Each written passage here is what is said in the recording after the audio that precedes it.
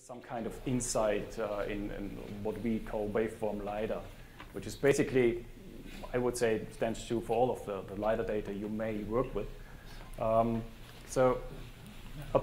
probably more from the view of a hardware manufacturer.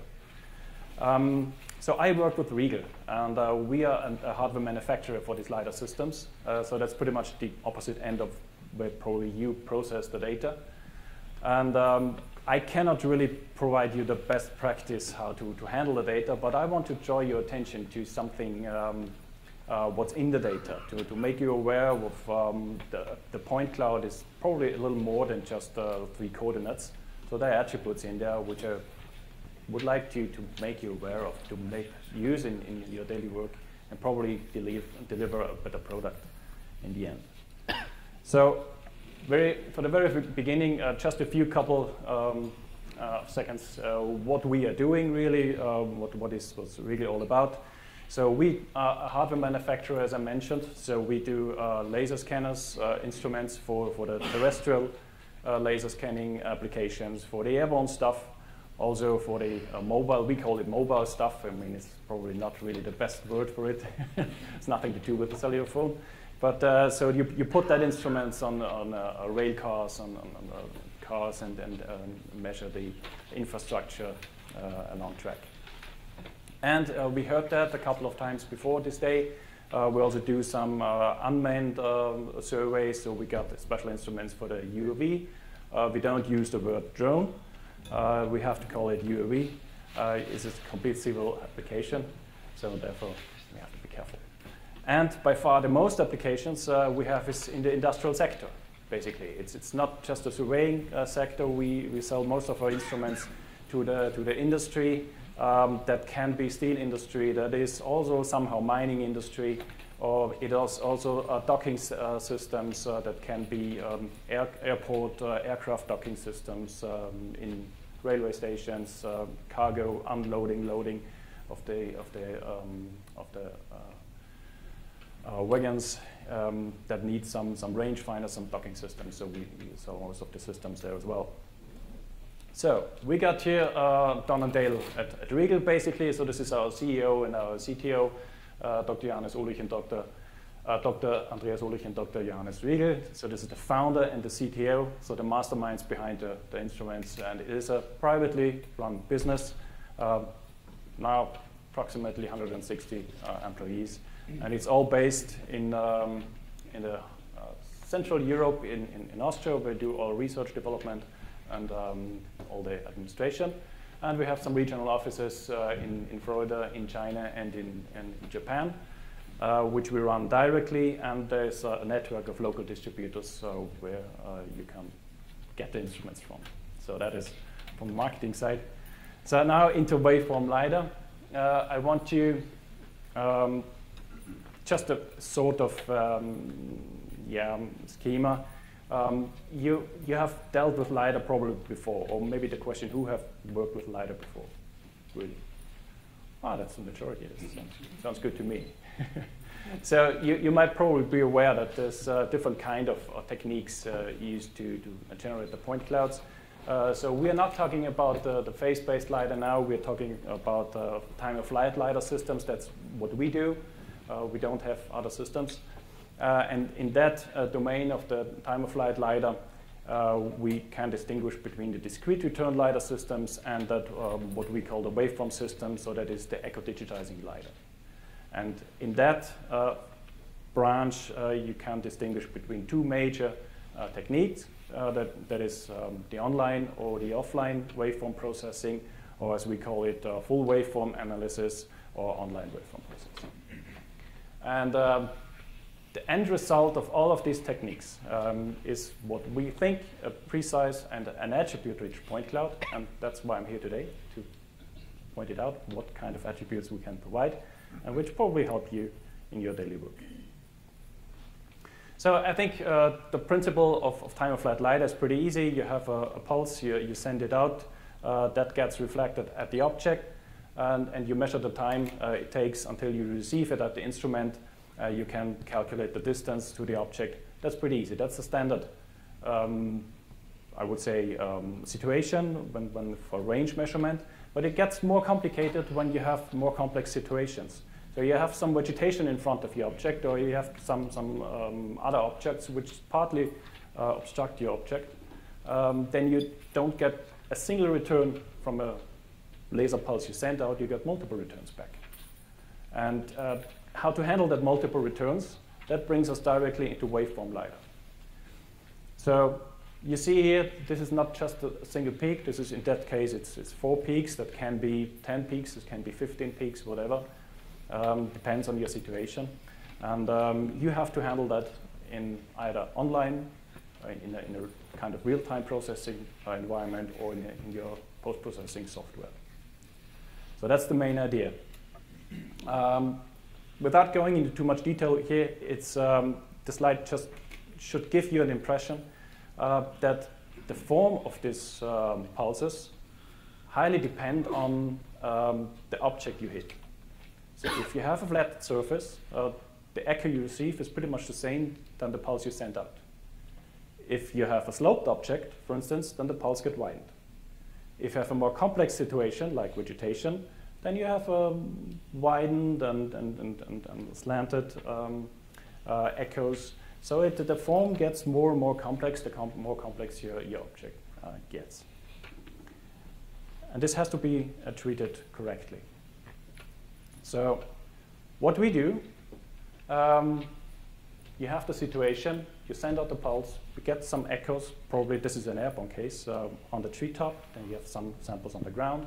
So you get various waveforms. We digitize that waveforms. That's the second line, so you have the discrete measurements here. And that is transformed into a digital data stream. So that's more or less a 0 and 1 sequence, so it's a bit sequence of data. And that is used for further processing. And all that, the same information is stored on all that instruments, regardless if it's a terrestrial LiDAR, if it's airborne LiDAR, or some mobile stuff. It's all the same for all these instruments. So there's no distinction. And from that digital data stream, we have 2 options now. We can go into full waveform processing, or we go into online waveform processing. And what is it all about? I show you in this slide. Unfortunately, yeah, it's hard to see, but that should be a pattern of zeros and ones. you might guess, but it's basically the pattern you got here. That's unfortunately the projector doesn't want my colors, really. So you have the kind of waveform. And now the task is to extract the peaks of that waveform. So in full waveform analysis, we use Gaussian pulses. So that's the bell curve you might have heard before. And that is fitted peak after peak into that waveform. So that needs some time, that needs some calculation, but it is very accurate. Yeah? And in the end, you have that waveform split up in discrete peaks in your processing software. And that gives you the returns. It is robust, it is very fast also it is in post-processing. It is not in real time. And for the, on the other hand, we have the online waveform processing. It's the same situation, so imagine the waveform here as well. The same situation. But in this case, you don't actually extract Gaussian pulses from the waveforms, but you have a library of pre-compiled echoes, and you try to match them with your given recorded waveform. And you see, this is not symmetrical any longer, so this can cope with non-linearities of the system. And it's extremely fast. It's pretty much a lookup in a kind of library. It's not much processing. Well, I guess technical guys do not want to hear that exactly, but it's basically a lookup. Okay. And that is the online stuff. So actually, we are able to process 6 million echoes per second on the instrument. So this is roughly real time, I would say, or close to real time. And that gives you the same result, pretty much the same result, than for the full waveform analysis. But there are differences. And the differences, if you compare that to other discrete return systems, for instance, if you have two separate targets, that's pretty much the same. So you can extract the same targets with online waveform, with full waveform processing, also with the discrete return. There's pretty much no difference. But when the situation gets more complex and the targets start merged together, then full waveform gives you almost perfect result. The online waveform processing also provides a very good result. But with the discrete return systems, you probably get the second target, but with a significant range error. And you will not know this. That's the big problem. That's why we shifted to waveform processing. So we think this is a better way to provide the data. And if it gets even more complex, then still this situation can be resolved with full waveform processing. Online waveform processing will give you a single return only, but it gives you at least the information that there is something in the data which you might have a closer look, or you get rid of that measurement. It is not reliable any longer. And discrete return, you miss that completely. So you don't get the information that there's something going on in that. So, so I talked about some attributes which we can provide due to that waveform processing, and I want to show you this. So basically, if you look at the point cloud, you have the XYZ coordinates. That's fine, and you have some, I would say, native attributes, which is something like a timestamp, which is something like intensity, and some external attributes as well. That may be some color information, which is derived from external sensors, or maybe some kind of classification, which is done afterwards. But that's all, I would say, external attributes. That's just my nomenclature. It's not really official. For the waveform point cloud, we have the geometry as well, of course. And we have also the native attributes. So we have the timestamp intensity. But we have additional attributes we derive from that waveform processing. And that is a calibrated amplitude. That is something like reflectance. We'll come to that later on, what it really is. And we get information about the pulse width. So how was the echo we received shaped, and how probably was the object we hit. And that is stored into that additional attributes as well, and also external attributes. So the calibrated amplitude is basically something, if you have a work with point clouds, you may have noticed there's something like intensity. But if you ever tried to quantify that, what intensity really is, you have no idea. We try to change this, and what we want to do is to at least introduce some kind of unit. So what we do, we provide that intensity as a calibrated amplitude, which means we know our detection threshold, and we know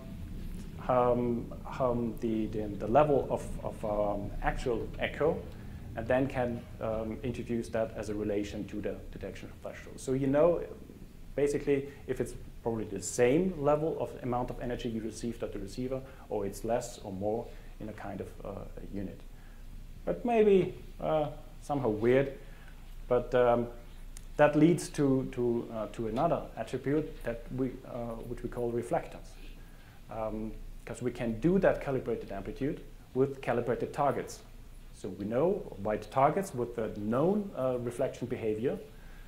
We can test that in a range field, and we know how these targets behave, and we can compare this to the actual measurement and give you the relative intensity of the actual measurement.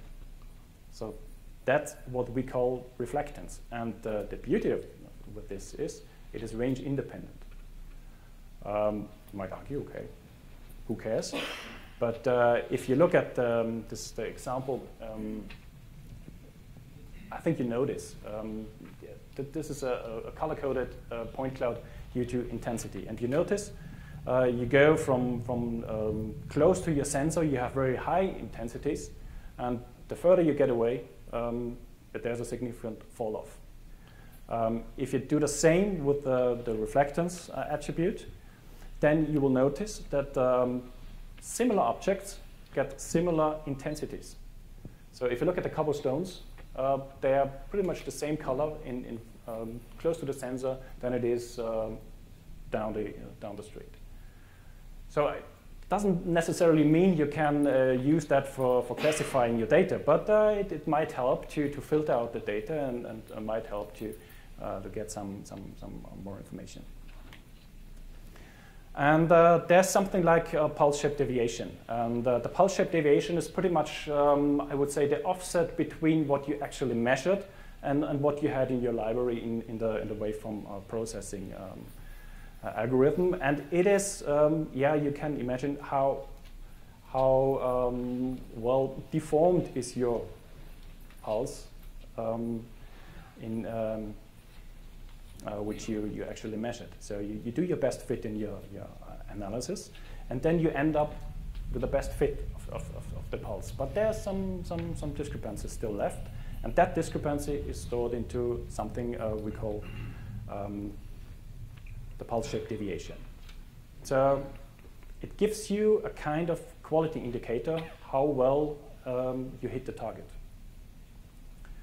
That may be somehow interesting for when you have to deal with vegetation, for instance, or you have to deal with a lot of metal structures in an industrial environment.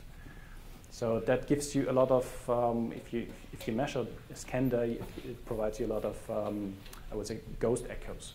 Some measurements which are not really there, but it's due to the processing, you get some weird echoes you can't really explain.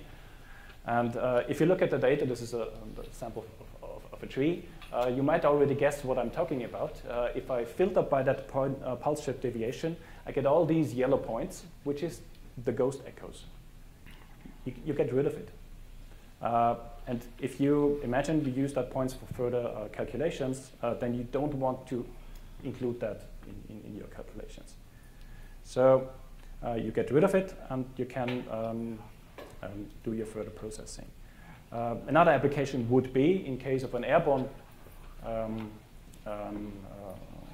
data acquisition, that the pulse shape deviation could be used to pre-filter things on your facade.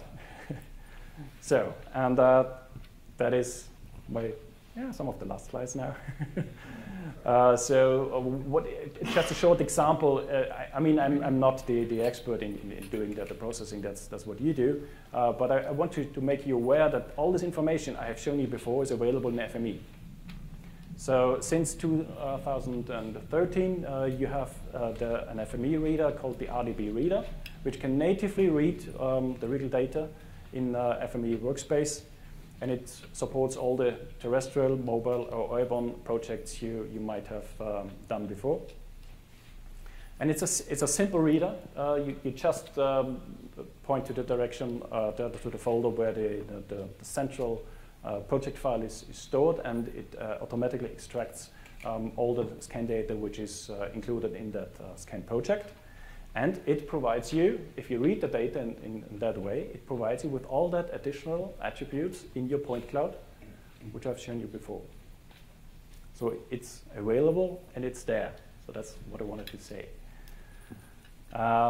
It's a easy workbench. I had to include a workbench in the presentation, I have been told. So so you read it in, you do some surface extraction, normalize the heights. This is I wanted to calculate mean tree heights so it's a forestry application basically. So I normalize the heights, do some point cloud statistics with the new point cloud statistics calculator, which should be available in the next release or something. I don't know. So I think it's in the latest beta. And then I just do some 3D tiles and send that to a shapefile. So that's pretty much what's done in that workspace. But the the nice thing, I use a filter to filter the point cloud based on that pulse shape deviation, for instance. So that's pretty easy. It's in the user component settings. You can add that filter, and you can get rid of all that points which fall under a certain threshold of this attribute. And that gets rid of all these unwanted echoes, for instance.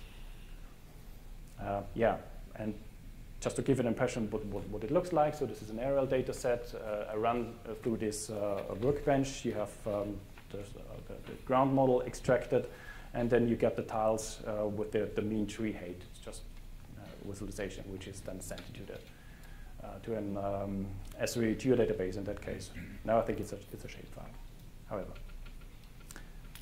Yeah, that is the example at the end. And so I want to point it out. There are additional attributes in the point cloud. And I want to encourage you to have a closer look and try to understand what's in there and make use of that attributes in your daily work. So that's the message here I wanted to put. And it's all available in FME. So that's the beauty here. Maybe just a short, maybe the outlook. So what we've done just recently, as we had it mentioned, I think yesterday and the morning. So the UAV topic is somehow increasing. So we got new instruments for that. So that's a somehow lightweight scanner exactly for that purpose, so for this unmanned surveying stuff. Yeah. So thank you very much. If there are any questions, let me know. And if you're interested in learning more of this stuff, we have a user conference in 2015, which is actually taking place in Hong Kong. But maybe someone of you is interested and want to join us. So thank you.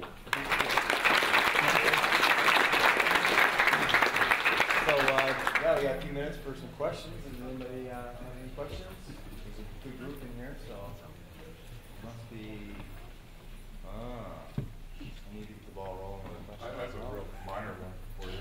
Just out of curiosity, how much does ambient light affect readings? Pardon? Like ambient light, like daytime, if it's morning versus afternoon, how much does that affect your results? No, it's not really an issue.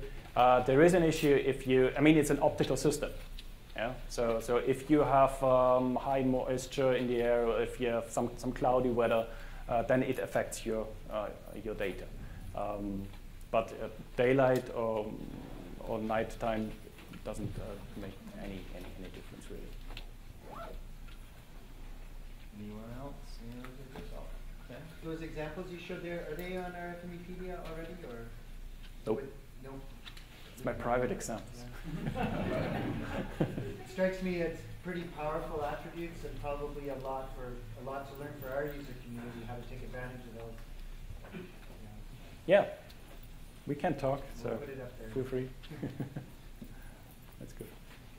So the volumes of data you're dealing with these scanners pretty big, I guess. It is. Actually, the measurements rate get higher and higher. So currently, for the mobile systems you put on a car, for instance, we calculate roughly 1.1 million points per second. So that you can imagine the data volume is quite high. Yeah. Also for the small LiDAR system, I showed the UAV stuff. It has 550,000 measurements per second. So you have to store that somehow, but storage is not the issue. Yeah. Processing is the issue. Yeah, and I know in the last few years, FME cloud processing has really improved a lot. So I'm sure your speeds that you're processing this data with is pretty happy with. Yeah. So we are looking really forward in all that possibilities in FME. We just started supporting point clouds I think 2 years ago, yeah. And we see a tremendous increase in the performance and also in the tools you have available to handle the point clouds, and that's really amazing stuff. Yeah. So I really encourage all using LiDAR, try use it in FME. Another question? What are you using now for processing? Which software are you using now for For processing, there's different software packages. We provide our instruments with some kind of processing software to give you the possibility to create a georeferenced clean point cloud. So we don't provide the software for any further feature extraction or modeling or stuff like that. You know, the instruments are used in a wide range of applications, starting from, I would say, archaeology, going a lot of instruments going to the mining industry. So there is a vast application, and we cannot provide all the special features, all the special software for that applications. So we typically team up with companies like Safe Software. Another smaller company. Yeah. Big player. Yeah. All right.